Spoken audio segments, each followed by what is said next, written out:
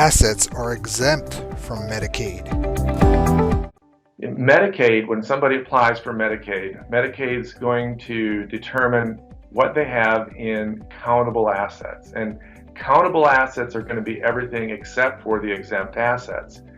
For Medicaid, the exempt assets are basically the residence, the family residence, if you intend to return home, or if the healthy spouse is still living there. The one car can be an exempt asset.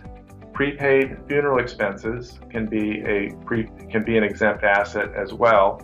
About $10,000 of life insurance is exempt, with some exceptions, but generally that would be exempt. And then also household furniture and furnishings would be exempt as well.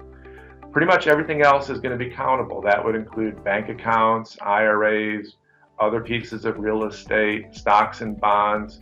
It doesn't really matter whose name the bank account is in. It might be in just the parent's name. It could be in the husband and wife's name. It could even have the child's name on it.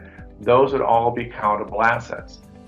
One thing I want to make a point about, though, is that even though an asset is exempt, it's not necessarily protected. For example, a house that a person intends to return home to can be exempt for purposes of Medicaid eligibility.